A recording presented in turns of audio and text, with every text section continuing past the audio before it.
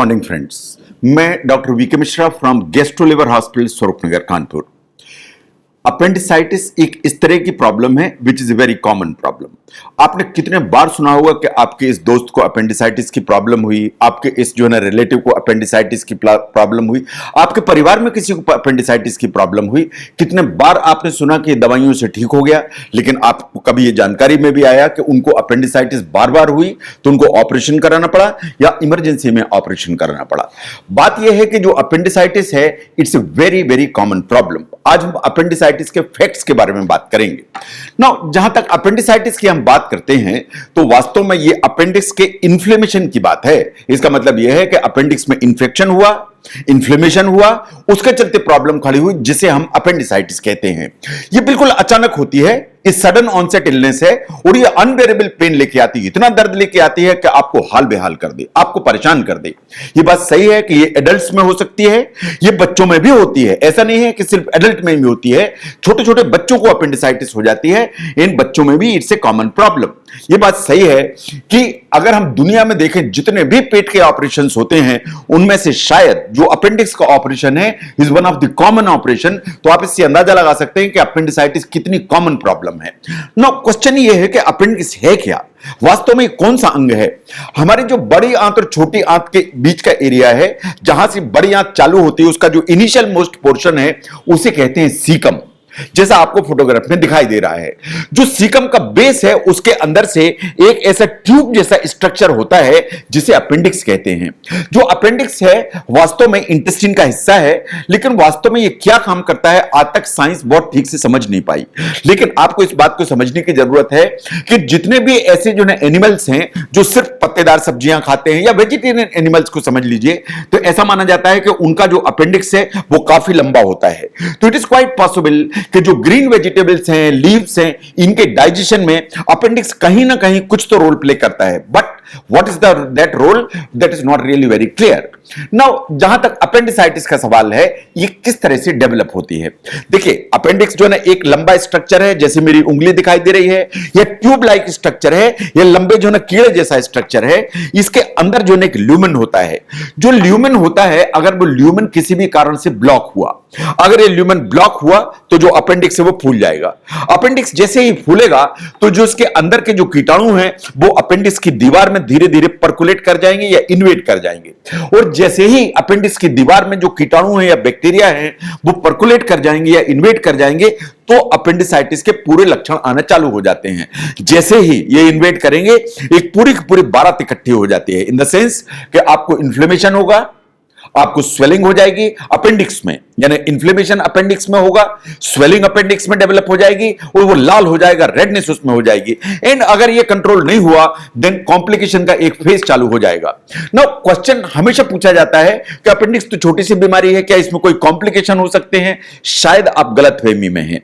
जो अपेंडिसाइटिस है at times could be quite complicating, मतलब एट टाइम्स कभी कभी जो कॉम्प्लिकेशन से बहुत सीवियर हो सकते हैं। एंड सही बात यह है कि कॉम्प्लिकेशन इसके लाइफ थ्रेटनिंग हो सकते हैं।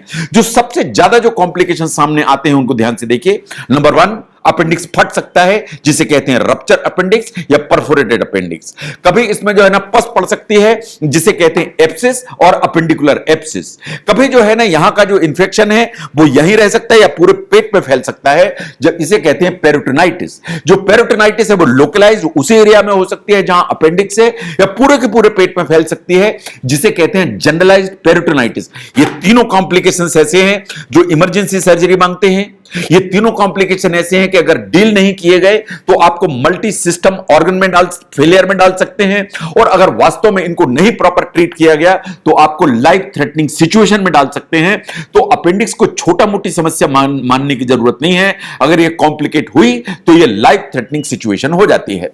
नाउ क्वेश्चन हमेशा खड़ा होता है कि इसको कैसे पहचाने, इसके क्या सिम्टम्स एंड साइंस हैं। मोटे तौर पे देखिए, जो सबसे पहला सिम्टम आएगा दैट इज पेन। बहुत सीवियर पेन होगा जो नाभि के चारों तरफ होगा, बट धीरे धीरे दाईं तरफ नीचे की तरफ पहुंच जाएगा।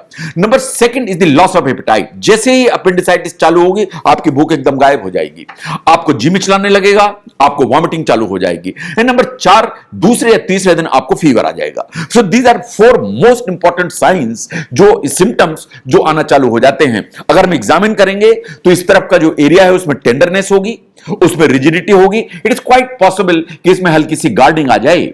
जो अपेंडिसाइटिस है उसको डायग्नोस करने के लिए सही बात यह है कि अगर हम क्लिनिकल एग्जामिनेशन ठीक से करें और हिस्ट्री ठीक से लें कि आपको किस तरह से पूरी प्रॉब्लम चालू हुई, तो I tell you as doctor 90% chances है कि मैं अपेंडिसाइटिस को clinically on physical examination diagnose कर सकता हूं। लेकिन there are certain investigations which are required. Number 1, हमें सीबीसी करने की जरूरत पड़ती है कि कंप्लीट ब्लड काउंट कैसे हैं, जिससे ये क्लियर होगा कि इंफेक्शन का लेवल कैसा है। हमें एक यूरिन एनालिसिस करने की जरूरत पड़ती है कि कहीं यूरिन में बहुत सारी पस सेल्स तो नहीं है। इसके अलावा एक जो अल्ट्रासाउंड है वो रेडिली कई बार इसको इंडिकेट कर देता है कि अपेंडिकुलर इन्फ्लेमेशन है। एक अल्ट्रासाउंड जो एग्जामिनेशन है वो अपेंडिक्स की लेंथ, अपेंडिक्स का डायमीटर एंड एसोसिएटेड कॉम्प्लिकेशन, उनको सभी को पहचानने की ताकत रखता है।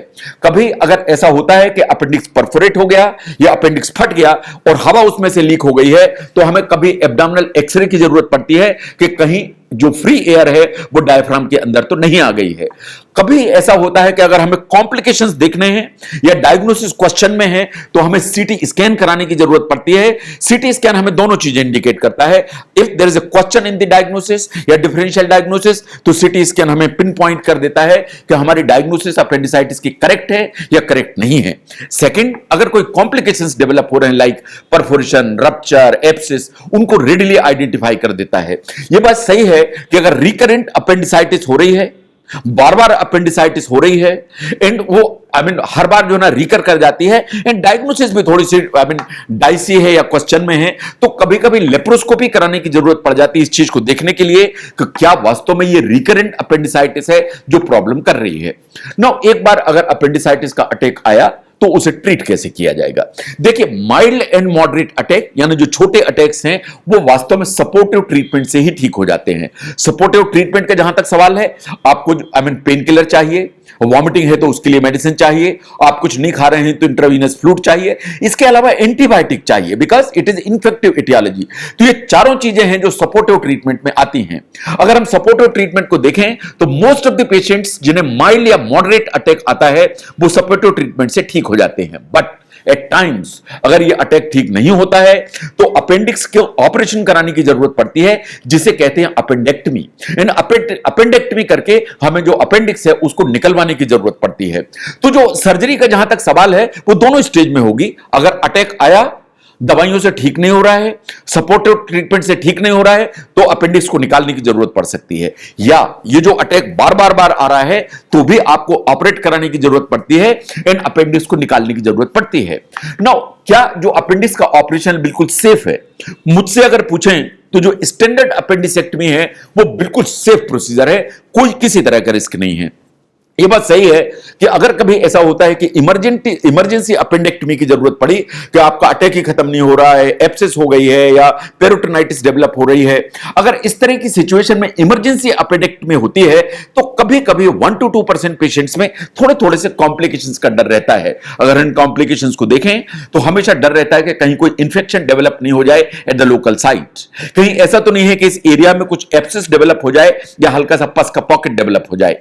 नंबर 3, जो आपको चीरा लगाया हुआ है उसमें कहीं कोई इंफेक्शन तो नहीं डेवलप हो जाएगा। And the most important thing is कि कभी कभी फीकल फिस्टुला हो जाता है, इन द सेंस कि जहां से अपेंडिक्स का स्कार है या जहां से ऑपरेट किया गया है उसमें से कभी कभी लेट्रिन आने लगती है। ये कुछ दिनों के लिए होता है, अपने आप ही रिजॉल्व हो जाता है और ये सेल्फ लिमिटिंग होता है। लेकिन यह बात सही है कि अगर इमरजेंसी अपेंडेक्टमी हुई तो थोड़े बहुत कॉम्प्लिकेशन की संभावना होती है। नाउ ये हमेशा एक क्वेश्चनेबल इशू है कि क्या अपेंडिसाइटिस को स्ट्रेट फॉरवर्ड पहचाना जा सकता है या कोई दूसरी बीमारियां हैं जो कंफ्यूजन पैदा करती हैं। ये बात बिल्कुल सही है कि दूसरी बहुत सारी बीमारियां कंफ्यूजन पैदा करती हैं, इसलिए जब भी अपेंडिसाइटिस क्वेश्चन में होती है तो हमें अपनी आंखें खुली करके रखने की जरूरत पड़ती है कि कहीं ऐसा तो नहीं है कि ये अपेंडिसाइटिस का जो अटैक है, जो मुझे अपेंडिसाइटिस लग रहा है, कहीं ऐसा तो नहीं है, कहीं ये दूसरा कोई प्रॉब्लम है जो अपेंडिक्स जैसा मिमिक कर रही है। अगर फीमेल्स को हम देखें तो जो पेल्विक इन्फ्लेमेटरी डिजीज है या बच्चादानी के आसपास का infection is the most common reason. Number 2, अगर जो है ना ऊपर की तरफ की कोई प्रॉब्लम्स हैं जैसे गॉल ब्लैडर में स्टोन है और स्टोन का अटैक है, वो कभी कभी अपेंडिसाइटिस जैसा लगने लगता है। अगर लिवर के अंदर फोड़ा है या लिवर के अंदर एब्सेस है तो वो कभी कभी अपेंडिसाइटिस जैसा लगने लगता है। ऐसे ही अगर आपको ड्यूरनल अल्सर पड़ा हुआ था, इन अनफॉर्चुनेटली वो परफोरेट हो जाए, बर्स्ट हो जाए, तो उसमें जो पेन आता है वो कभी कभी अपेंडिसाइटिस जैसा बिहेव करने लगता है। ऐसे ही जो छोटे बच्चे हैं उनमें एक प्रॉब्लम होती है जिसे कहते हैं मेकल्स डायबिटिकुलम। जो मेकल्स डायबिटिकुलम है उसका जो दर्द होता है वो कभी कभी बिल्कुल अपेंडिसाइटिस जैसा बिहेव करने लगता है। इसके अलावा जो और दूसरी प्रॉब्लम्स हैं उन पर ध्यान दें। अगर प्रेगनेंसी है तो कभी एक्टोपिक जो प्रेगनेंसी है, जो प्रेगनेंसी ट्यूब में हो जाती है, अगर वो ट्यूब बर्स्ट हो गई तो भी जो अटैक है वो ऑलमोस्ट वैसा ही बिहेव करता है जैसे अपेंडिसाइटिस। ऐसे ही जो हमारी दाईं तरफ की किडनी है और जो यूरेटर है वो बिल्कुल अपेंडिक्स के पीछे से निकलती है, तो कभी ऐसा होता है कि यूरेटर में कोई स्टोन है, यूरेटर में कोई इंफेक्शन है या यूरेटर में कोई भी प्रॉब्लम है, तो जो किडनी और यूरेटर की प्रॉब्लम है वो कभी कभी अपेंडिक्स की जो ये अटैक होता है इसको मिमिक करती हैं, इन कंफ्यूजन पैदा करती हैं। ऐसे ही जो सीकम जहां से कि अपेंडिक्स अटैक होता है इसमें कभी कभी इंफेक्शन हो जाते हैं जिसे कहते हैं टिफलाइटिस। हमारे जैसे कंट्री में अमीबिक टिफलाइटिस इज वेरी कॉमन। हमारे जैसे कंट्री में tuberculosis of the caecum is quite common. कभी कभी सीकम की जो पैथोलॉजी है वो अपेंडिक्स जैसा जो है बिहेव करने लगती हैं। तो अगर हम ध्यान से देखें, appendicitis is a very common problem, it's a very common problem. And ये कुछ तरह की प्रॉब्लम है, शायद वर्ल्ड वाइड ऑपरेशन जो पेट के हैं सबसे ज्यादा अपेंडिक्स के ही होते हैं। लेकिन अगर इसको टाइमली पहचान लिया जाए, अटैक माइल्ड हो या मॉडरेट हो, तो वास्तव में ये मेडिसिन से ही कंट्रोल किया जा सकता है। लेकिन अटैक अगर सीवियर हो, अगर ट्रीटमेंट डिलेड हो और अगर कोई कॉम्प्लिकेशंस डेवलप हो जाएं लाइक रप्चर, एब्सेस और पेरिटोनाइटिस, ये तीन चीजें ऐसी हैं जो शायद emergency treatment and emergency surgery मांगती हैं। अगर आप समझते हैं कि अपेंडिसाइटिस के इस एस्पेक्ट को समझने में ये वीडियो आपको हेल्प करता है तो इसको जरूर शेयर करें। मैं doctor VK Mishra from gastro liver hospital, Swaroopnagar, Kanpur. Thank you very much.